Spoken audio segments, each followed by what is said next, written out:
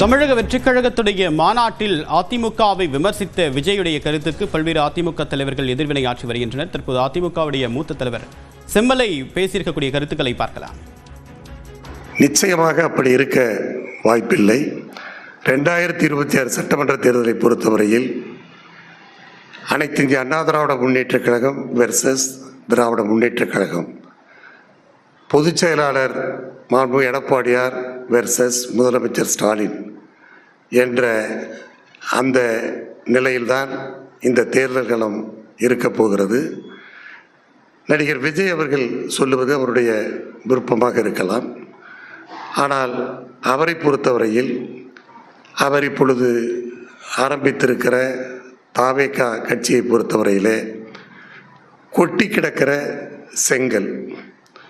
ஆனால் அனைத்து இந்திய அண்ணா திராவிட முன்னேற்றக் கழகத்தை பொறுத்தவரையில் கட்டி முடிக்கப்பட்ட கோபுரம். எனவே கட்டி முடிக்கப்பட்ட கோபுரத்தின் கலசத்திற்கு தான் கும்பாபிஷேகம் நடக்குமே தவிர செங்கலுக்கு பூமி பூஜை வேண்டுமானால் நடக்கலாமே தவிர அதற்கு வாய்ப்பே இல்லை. தொடர்ந்து மூத்த பத்திரிகையாளர் திரு தராசுஷாம் நம்முடன் இணைகிறார். சார் வணக்கம். இத்தனை நாட்களாக அதிமுக கிட்டிருந்து அழைப்பு விடுக்கப்பட்டு வந்தது விஜய்க்கு. ஆனால் இந்த முறை ஒருமித்த குரலில் விஜயை பற்றிய விமர்சனத்தையும் நேற்று அவருடைய பேச்சிய கருத்துக்கு எதிர்வினையும் பார்க்க முடியுது அதிமுகவிலிருந்து. இந்த டெவலப்மெண்ட் அப்படின்றது எதை நோக்கி போகுது? கட்டி முடிக்கப்பட்ட கோபுரம், கொட்டி கிடக்கிற செங்கல், அண்ணாவின் உதாரணம் செம்மலை கூறியது சரிதான். என்ன காரணம் என்றால், ஒரு கட்சி தோற்றுவிக்கப்பட்டு உடனடியாக ஆட்சியை பிடிப்பது என்பது கிட்டத்தட்ட சாத்தியம் இல்லை.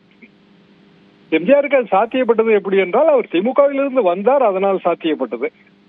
மற்றபடி கட்சி துவங்கிய உடனேயே ஆட்சியை பிடித்த வரலாறு ஒரே ஒரு வரலாறு, அது என்டிஆர் வரலாறு மட்டும்தான்.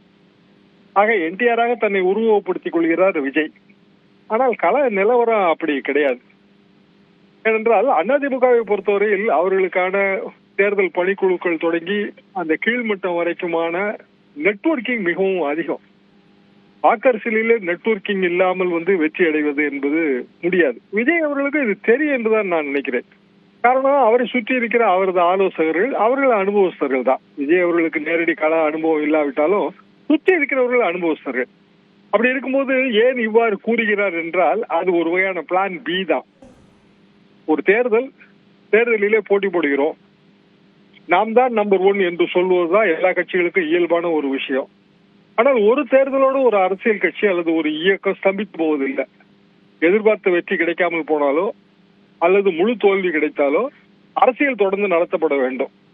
அரண்மனை சாப்பாடோடு நமது வீட்டின் அடுப்பு உலையை அணைத்து விடுவதில்லை. எனவே பிளான் பியாக விஜய் என்ன வைத்திருக்கிறார் என்பதுதான் இதில் வெளிப்படுகிறது. அதாவது திமுகவுக்கு போட்டி நான் என்று சொல்லும் போது அதிமுகவை அவர் புறந்தள்ளுகிறார், அதிமுக விமர்சனம் செய்கிறது. ஆனால் திமுக அதிமுக என்றே தேர்தல் வெற்றி வரிசையிலே அமைந்து விட்டாலோ அல்லது அதிமுக திமுக என்று அமைந்து விட்டாலோ விஜய் அவர்கள் மீண்டும் இந்த அரசியலிலே, வாக்கு அரசியலிலே தொடர்ந்து நீடிக்க வேண்டும். எனவேதான் அவர் 1, 2 என்கிற அந்த வரிசைக்குள் தனது கட்சியை கொண்டு வந்து சேர்க்கிறார். 3ஆக இருக்க போகிறதா 4ஆக இருக்க போகிறதா என்பது தேர்தல் முடிவில் தெரிய வரும். என்றாலும் திமுக வெர்சஸ் அதிமுக என்றுதான் களம் இருக்கிறது. திமுகவுக்கு எதிர்ப்பாளர்கள் பெரும்பாலும் அதிமுகவுக்கு போடுவார்கள். அதிமுகவுக்கு போடாதவர்கள் விஜயகாந்துக்கு முன்பு போட்டார்கள். ஆனால் 8%, 10%. திரு சீமான் அவர்களுக்கு போட்டார்கள், அவருமே 8% இதுவரைக்கும் தாண்டவில்லை. ஆக 2 கழகங்களையும் பிடிக்காதவர்கள் என்பவர்கள் 10% இருக்கலாம். சுயேட்சைகள் ஒரு 4% சுயேட்சைகள் எப்போதுமே வாக்கு வாங்கிறார்கள். ஆக நான் ஒரு பத்திரிகையாளராக 15%க்கு மேல் இந்த வாக்கு போகாது என்றுதான் நான் நினைக்கிறேன். ஏனென்றால் பிற கட்சிகள் எல்லாருமே ஏதாவது ஒரு வகையில் இந்த கூட்டணியில் இருக்கிறார்கள். தேசிய கட்சியான காங்கிரஸ் திமுக கூட்டணியில் இருக்கிறது. இன்னொரு தேசிய கட்சியான பிஜேபி அதிமுக கூட்டணியில் இருக்கிறது. இடதுசாரிகள் திமுக கூட்டணியில் இருக்கிறார்கள். இப்படி பார்க்கும்போது 2 கூட்டணிகள் என்றுதான் நாம் பார்க்க முடியும். அதாவது திமுக கூட்டணி, அதிமுக கூட்டணி. விஜய் அவர்கள் கூட்டணி இல்லை.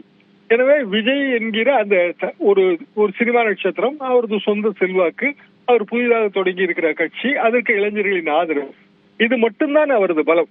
இதுல அவர் அதிமுகவை இந்த தேர்தல் அரங்கில், வாக்கரசியலில் 2026 முற்றிலுமாக ஓரங்கட்டி விடுவார் என்று நான் நினைக்கவில்லை. விரிவான கருத்துக்களுக்கு மிக்க நன்றி திரு ஷாம். தமிழக வெற்றிக் கழகத்தின் மாநாட்டில் நேற்று விஜய் பேசிய கருத்துக்களும் அதற்கு எடப்பாடி பழனிசாமி ஆற்றிய எதிர்வினையும் தற்போது பார்க்கலாம். கோடிக்கணக்கானவங்களோட அன்பு மாசியும் நம்மளோட இருக்கும்போது, இவங்க எல்லாருமே நம்மளோட நிற்கும் போது எதுக்குங்க இந்த பாசிச பாஜகவோட நேரடி கூட்டணியோ இல்ல மறைமுக கூட்டணியோன்னு உறவு வச்சுக்க? நாம என்ன உலகமாக ஊழல் கட்சி? என்ன மாபெரும் மக்கள் சக்தியே அணி அணியாக நம்மளோட திரண்டு நிக்கிறப்போ இந்த அடிமை கூட்டணியில சேர வேண்டிய அவசியம் நமக்கு எதுக்குங்க? எம்ஜிஆர் அவர்கள் ஆரம்பிச்ச அந்த கட்சியை கட்டி காக்கிறது யாரு?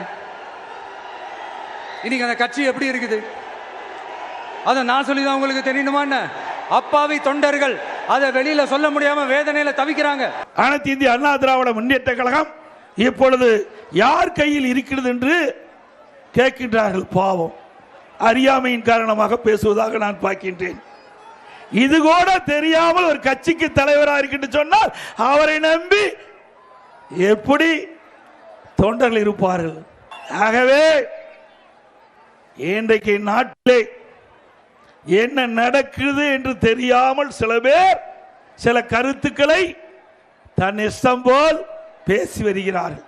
சில பேர் எண்ணுகிறார்கள் ஏதோ மக்கள் மிகப்பெரிய செல்வாக்கதை பெற்றை போலவும் இந்த நாட்டிற்கு உழைத்ததை போலவும் இனி அவர்கள் வந்துதான் இந்த நாட்டை காப்பாற்றுவதை போலவும் இன்றைக்கு சில அடுக்கு மொழியால் பேசி வருகிறார்.